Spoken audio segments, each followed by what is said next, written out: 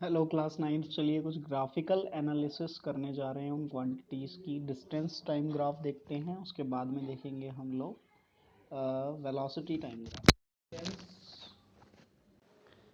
Distance time graph में आपको अच्छे से पता है कि भाई एक जगह हमें वाई एक्सिस पे डिस्टेंस और एक्स एक्सिस पे हम टाइम को लेंगे और स्टडी करेंगे कि किस तरह की लाइन जो है किस तरह की स्पीड के बारे में, बिकॉज डिस्टेंस टाइम ग्राफ किस चीज़ को शो करता है, स्पीड को शो करता है। तो किस तरह की स्पीड वहाँ पर हमारे ऑब्जेक्ट की होगी। अगर ये एक स्ट्रेट लाइन है तो ये शो कर रहा है कि सेम टाइम में सेम डिस्टेंस हमारी ट्रैवल हो रही है, तो इसका मतलब क्या हो गया, ये यूनिफॉर्म स्पीड है। अगर ये कर्व है तो सेम टाइम में सेम डिस्टेंस ट्रैवल नहीं होगी, ये अलग अलग होगी, इस तरीके से भी घूम सकता है कैसे भी। तो इस तरह का कोई भी ग्राफ जो कर्व की शेप में होगा ये नॉन यूनिफॉर्म स्पीड को हमारा रिप्रेजेंट करेगा। यहाँ पर आप साफ साफ देख सकते हैं कि टाइम बढ़ता जा रहा है बट डिस्टेंस एक कांस्टेंट है कि वो 5 मीटर पर है इंसान तो 5 ही मीटर पर चले हैं, 5 ही मीटर पर है। अब वो 5 ही मीटर है पर है तो इसका मतलब क्या है कि वो ऑब्जेक्ट रेस्ट में है। इट मीन्स वो न कहीं भी नहीं जा रहा है, ना आगे जा रहा है ना पीछे जा रहा है। और ये टाइम के साथ अचानक से डिस्टेंस में एक बहुत बड़ा चेंज आ जाता है जो कि पॉसिबल नहीं है, क्योंकि कोई भी इंसान कहीं एक ही टाइम में खड़े खड़े दूसरी जगह पर नहीं पहुंच सकता है। तो ये पॉसिबल नहीं है graph, it is impossible. Next हमारा आ जाता है velocity time graph. Velocity time graph हमें क्या बताएगा, velocity time graph velocity upon time हमें एक्सेलरेशन को बताता है। तो अब हम एक्सेलरेशन के बारे में देखेंगे इस ग्राफ में कि हमें कौन सी चीज़ क्या बताएगी। सबसे पहले वही एक स्ट्रेट लाइन है, सेम टाइम में सेम वेलोसिटी में चेंज आ रहा है, वेलोसिटी लगातार इंक्रीज होती जा रही है, तो उसका मतलब ये कांस्टेंट एक्सेलरेशन है, यूनिफॉर्म एक्सेलरेशन है। और अगर ये कर्व है तो वही कि ये नॉन यूनिफॉर्म है। ये दोनों के दोनों ग्राफ मैंने एक्सेलरेशन में भी आपको समझाए थे, अगर आपको अच्छे से याद हो तो। नेक्स्ट हमारा आता है फिर से वही कि एक सीधी लाइन है कि वेलोसिटी जो है कांस्टेंट है टाइम के साथ में। वेलोसिटी हमारी कांस्टेंट है टाइम के साथ में, मतलब वो कांस्टेंट वेलोसिटी के साथ वो चीज़ चल रही है। अब यहाँ पर क्या हो रहा है, वेलोसिटी घट रही है लेकिन कांस्टेंट, तो ये कांस्टेंट रिटार्डेशन है, मतलब एक्सेलरेशन तो है लेकिन वो नेगेटिव एक्सेलरेशन है। लास्ट टाइम ये चीज़ एक्सप्लेन की गई थी। नेक्स्ट ये कर्व है तो ये नॉन यूनिफॉर्म रिटार्डेशन है। ये नॉट पॉसिबल क्योंकि किसी भी ऑब्जेक्ट की स्पीड पलक झपकते ही इन्फिनिट नहीं हो सकती, उसमें कुछ ना कुछ टाइम ज़रूर लगेगा। नेक्स्ट हमारा आते हैं इक्वेशन ऑफ मोशन। हमारे पास तीन तरह की इक्वेशन है, v is equals to you plus A T है, s is equals to U T plus half A T square है, और तीसरी हमारे पास v square is equal to you square plus 2as है। ये तीनों की तीनों v u a t s इन पांचों में कुछ ना कुछ रिलेशन बताती है। किस लिए इस्तेमाल किया जाता है, हर एक इक्वेशन में इनमें से चार चीज़ों को लिया गया है और इन चार में से अगर कोई भी हमें तीन चीज़ें पता है तो चौथी चीज़ को हम फाइंड कर सकते हैं। 1 2 3 चौथी चीज़ को हम फाइंड कर सकते हैं। तो ये चारों इक्वेशन इस तरीके से हैं, इनको फर्स्ट सेकंड और थर्ड इक्वेशन कहते हैं। अब इनका प्रूफ देख लेते हैं कि ये कहाँ से आई है। As we know that acceleration is equals to V minus you upon T होता है, तो इस ए टी को इधर मल्टीप्लाई कर दीजिए। A T is equals to कितना हो जाएगा, वी माइनस यू, और वी इज इक्वल्स टू कितना हो जाता है, U plus A T. This is the first equation of motion. Proof हो गई, बहुत आसान है, कुछ भी नहीं है इसके अंदर, आराम से समझ में आ जाती है। सेकंड इक्वेशन की हम बात कर लेते हैं। हमने एक चीज़ पढ़ी थी यहाँ पर, एवरेज वेलोसिटी, और एवरेज वेलोसिटी हमारी कांस्टेंट एक्सेलरेशन के अंदर होती है u plus V upon two, यानी v plus U upon two, एक ही बात है। इट मीन्स इनिशियल स्पीड और फाइनल स्पीड का हम जो एवरेज लेते हैं वो हमारी एवरेज वेलोसिटी होती है, बट इसमें कांस्टेंट एक्सेलरेशन का होना बहुत ज़रूरी है। और इसी का एक फार्मूला हमने पढ़ा था s अपॉन टी। तो यहाँ पर s इज इक्वल्स टू हो जाता है, t की हम इधर मल्टीप्लाई कर देते हैं और v की हम वैल्यू पुट कर देते हैं फर्स्ट इक्वेशन से u प्लस ए टी। तो ये 2u प्लस ए टी की t में मल्टीप्लाई हो गई, बिकॉज ये t इधर मल्टीप्लाई में चला गया, ये यहाँ पर t आ गया। तो ये 2ut और ये A T square by two, और ये 2 अपॉन में है तो मैं इसको दोनों को दे देता हूँ, लेफ्ट में भी और राइट में भी, ठीक है। तो ये हमारी वैल्यू हो जाएगी U T plus half A T square. इसमें भी कुछ नहीं था, बहुत आसान है, आप आराम से इसको समझ सकते हैं, चाहे एक बार देखो दो बार देखो, आराम से समझो और उसको अपने दिमाग में अच्छे से बैठा लो, ठीक। नेक्स्ट हम देख लेते हैं थर्ड इक्वेशन ऑफ मोशन की हम बात करते हैं। तो ये फर्स्ट इक्वेशन से हमारी आ जाती है। फर्स्ट इक्वेशन को आप उठा के स्क्वायरिंग बोथ साइड्स कर दीजिए। ये a प्लस बी का होल स्क्वायर यहाँ पर हमारा खुल जाएगा। a प्लस बी का होल स्क्वायर आने के बाद में हमारा कितना हो जाएगा 2u80 और 80 square, U square plus 2u80 plus 80 square. Because a plus B का होल स्क्वायर क्या होता है सबको पता है, पढ़ के आए होंगे आप 8th क्लास में। A square plus 2ab plus b square, वही हमने यहाँ पे पुट किया है, खोला है इसको अच्छे से। तो you square plus 2u80 plus 80 square. अब यहाँ ए स्क्वायर और टी स्क्वायर में मैं 2 की मल्टीप्लाई ऊपर और नीचे कर देता हूँ, जिससे मुझे कॉमन लेने में थोड़ी आसानी हो जाए।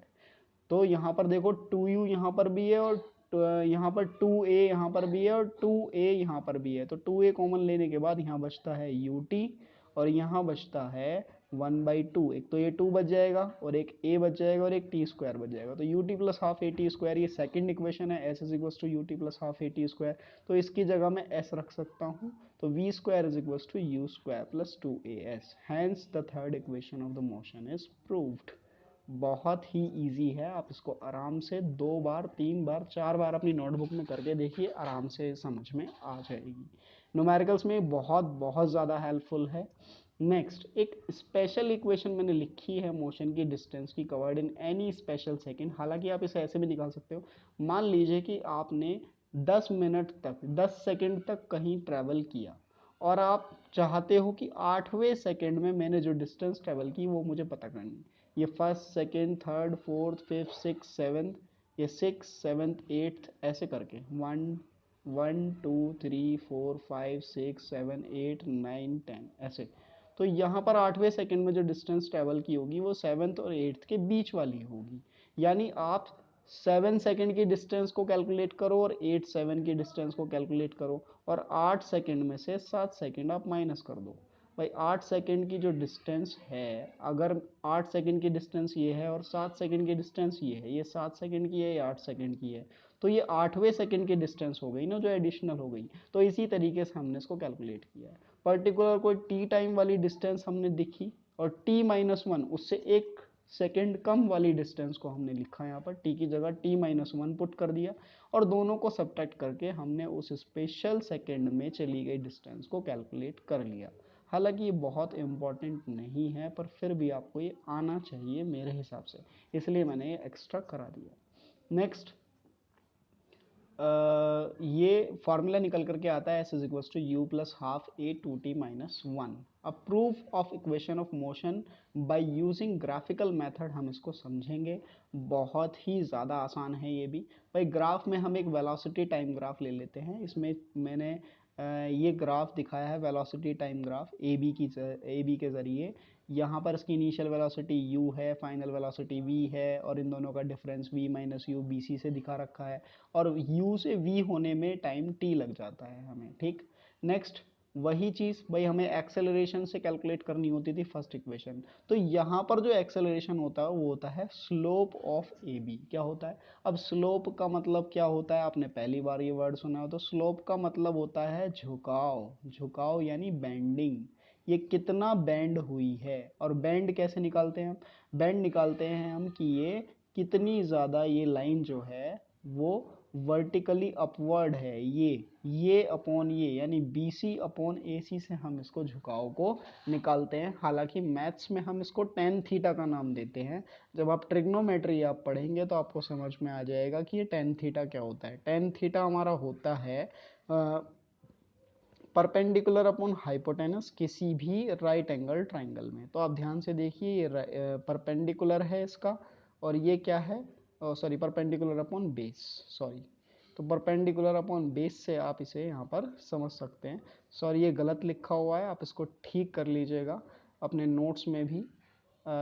सभी को करना है, मेरा ध्यान नहीं गया शायद यहाँ पर, इसको ठीक कर लीजिएगा। ये परपेंडिकुलर अपॉन हाइपोटेनस नहीं है, ये बेस है, यहाँ पर बेस आएगा यहाँ पर, ठीक है।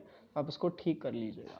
नेक्स्ट हम अब आगे देखते हैं कि a इज इक्वल टू कितना हो जाता है v। यहाँ पर स्लोप से हमारा एक्सेलरेशन निकलना है तो स्लोप कितना हो जाएगा BC अपॉन AC। फिर BC की वैल्यू हो जाएगी हमारी ग्राफ से v माइनस यू और AC की हमारी हो जाएगी t। तो इन दोनों वैल्यूज़ को पुट कर देते हैं, फिर AT की वही मल्टीप्लाई और उसके बाद में v minus U, is equals to A T है तो v is equals to you plus A T हो जाता है। फर्स्ट इक्वेशन प्रूफ हो जाती है। सेकंड और थर्ड इक्वेशन को प्रूफ करने के लिए आपको बहुत ही ज़्यादा ज़रूरी है कि फर्स्ट इक्वेशन आनी चाहिए। फर्स्ट इक्वेशन के लिए a is equals to b c upon a c, ये यहाँ पर इस्तेमाल होगा दोनों ही हमारी इक्वेशन में, तो इसको ध्यान रखिएगा बहुत अच्छे से। और एक बात और मैं बता देता हूँ कि भाई इस ग्राफ के अंदर जो एरिया है, इस ये एरिया डिस्प्लेसमेंट को शो करता है। किसको शो करता है? डिस्प्लेसमेंट को शो करता है इसका एरिया। तो डिस्प्लेसमेंट से हम निकालेंगे। तो पहले वाले ग्राफ में हमने डिस्प्लेसमेंट निकाला है दो चीज़ों की मदद से। भाई इसके अंदर एक तो हमारा बन रहा है रेक्टेंगल और एक बन रहा है हमारा ट्राइंगल। तो इन दोनों का एरिया हमने निकाल लिया, length into breadth and half into base into height.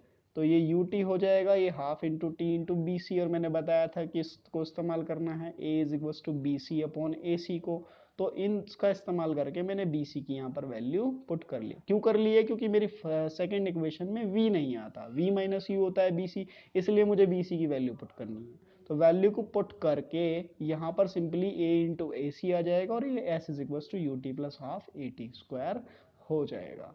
Next अब आगे देखते हैं। थर्ड इक्वेशन में भी सेम काम किया है, बस कुछ खास नहीं है इसके अंदर में। एक छोटा सा काम किया है कि एरिया हमने पूरा का पूरा ट्रापेजियम का लिया है। ये पूरा का पूरा एक ट्रापेजियम बन रहा है, half into sum of parallel side into height, क्योंकि थर्ड इक्वेशन में भी s आता है।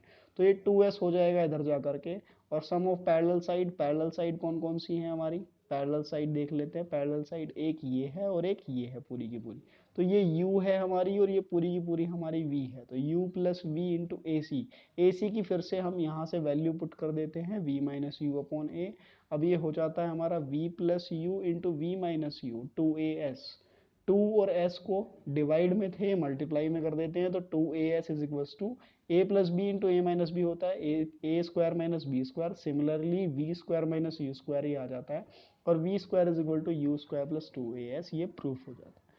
ठीक है, ये फिलहाल इतना यहाँ पर इक्वेशन जो है कंप्लीट हो जाता है। मैं आज इसको ख़त्म कर देता हूँ पूरा, क्योंकि एक छोटा सा टॉपिक इसके अंदर बचा हुआ है यूनिफॉर्म सर्कुलर मोशन का।